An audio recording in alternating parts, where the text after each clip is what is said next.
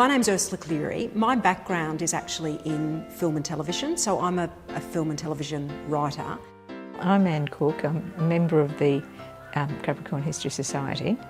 We came across the Annie Wheeler story when the group was making a book of remarkable people from the district, and she was one who was surprisingly hardly known at all by the locals. I'm Nanette McLean and I'm a member of the Capricorn Coast Historical Society, and when Anne made the suggestion of doing this display, I was all for it because I like playing with these little things. Annie Wheeler was living in Rockhampton. She'd lived there all her life. She went to school in Springshaw. She was very well known. She was Annie Laurie before she got married. She trained in Sydney to be a nurse, and Dr. Voss ran a private hospital in Rockhampton and she worked for him. She met her husband through being a nurse. They got married. Not long after, had a daughter, Portia. They travelled back to England to meet his family. His family were quite wealthy. And then they came back to Australia not long after he died. And in his will, he wanted his daughter to be educated in England towards the end of her education. So around about 1912, 1913, Annie and Portia go to England. She goes to boarding school at Eastbourne. She finishes school, they're about to go on a European holiday, and 1914, war breaks out and they're in London. By the end of 1914, 1915, she's thinking, I want to do something, and decides to volunteer as a probationer nurse.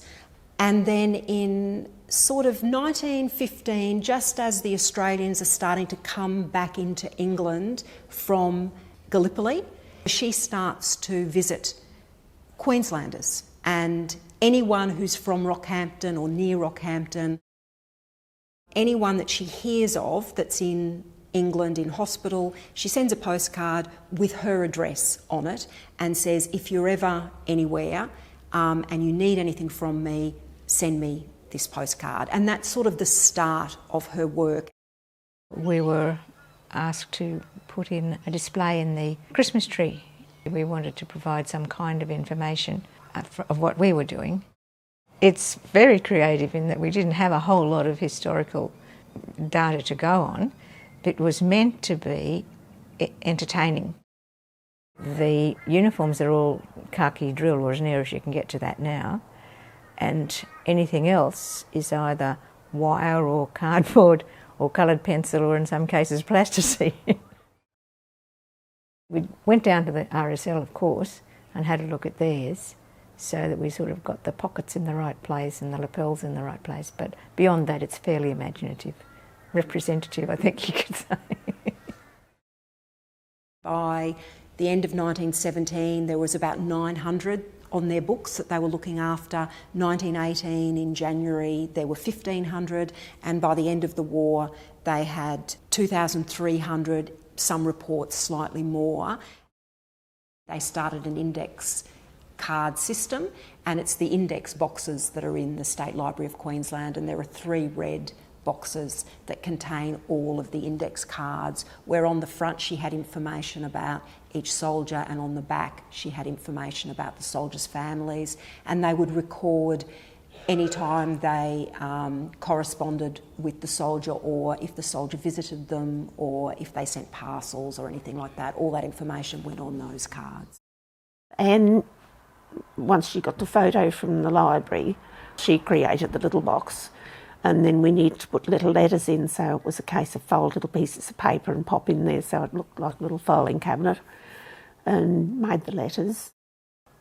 Bits of material from here, there and everywhere, and Anne was marvellous with creating the outfits. I just had fun making the little envelopes and the parcels and all the little fiddly bits. It's the child in us. We read through and got an idea of what those parcels contained. So where it said herrings and tomato sauce, I thought, okay, what was the shape of those tins? So yes, I created them out of erasers. I sort of got erasers and cut them up and shaped them And the plum puddings, just little beads and wrap them in calico. Pencils, they were just the little points of bamboo skewers. Well, they said there was socks and books, curry. Apparently the men loved curry powder because it took a bit of the bland flavour away from army food.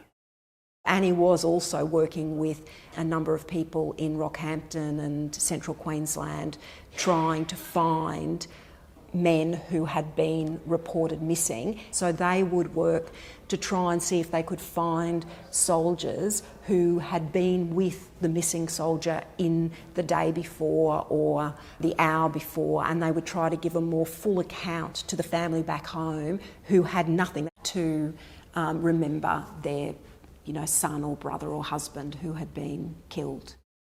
Substantial amounts of money were raised to assist her efforts, and she was allowed to spend that money however she needed to spend it. And she used her own money in the work that she did for the soldiers. So someone actually said she gave her wealth, her health and her time to Queensland soldiers, and she absolutely did. My grandchildren and Annette's grandchildren own the dolls, and they've been very, very patient.